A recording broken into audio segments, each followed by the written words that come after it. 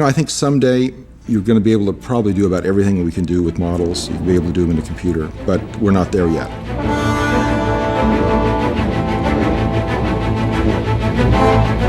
It just takes longer at this point in time for them to build and finish a CG model than it does for them just to build one.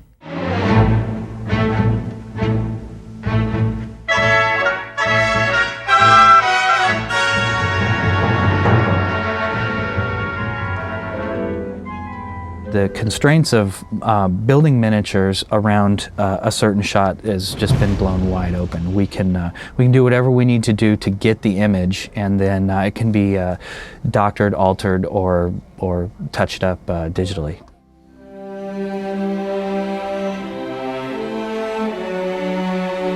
The major shifts in visual effects since I've been in this profession, that's just incredible. I just turned around and suddenly we're in the computer world. The models are used as a starting point, and then they have digital enhancements on top of them. So it's not like we just do the model and put it in the picture and it's done.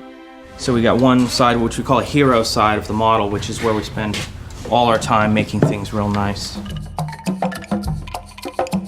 Our miniatures are built with the filmmaking process in mind. We're not just building a piece of art, we're building something that needs to be photographed. This will actually break into several sections for shooting, which pieces will be removable so cameras can get in and such. You shoot them in various angles and things of what you need for the scenes, but you can actually pull them out and move them around and reconfigure them. Terrific.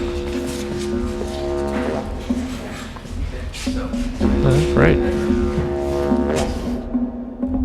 I mean, it all just, goes together like a jigsaw puzzle pretty quickly.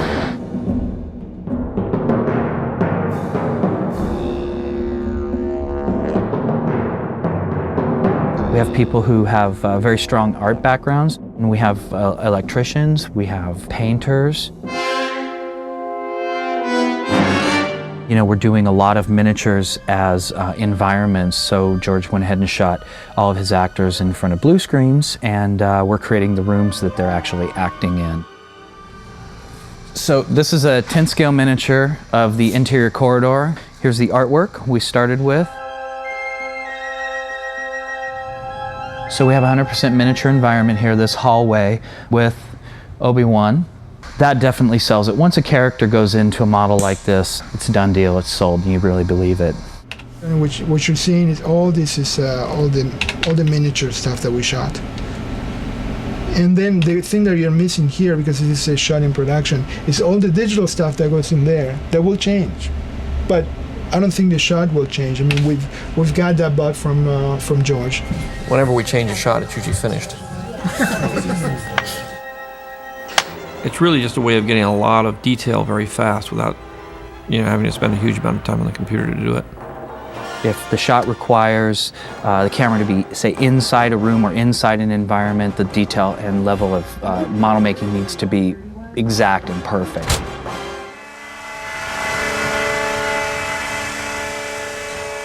Sometimes it takes us a few tries to accomplish a perfect part. This one looks pretty good. You can see right here there's a dimple in the piece that can really be highlighted and blow it. So the idea is no dust, perfect part. We have model makers that know just how to make a model look like it's correctly aged and built and structured correctly and weighted. It looks like a building has actually got the right weight to it. There's no detail on this plane at all, but by breaking it up with paint and creating aging and drips, it's an illusion of a three-dimensionality to this part that doesn't exist. We have a limited amount of resources, a limited amount of time, and then you build whatever you need to build to accomplish a shot. In the computer world, all the computer guys will need to learn how to make the models, but also make them or be able to render them in time, especially organic shapes, but even a lot of architectural models is very time-consuming. And it's faster and better still to do a lot of work with models.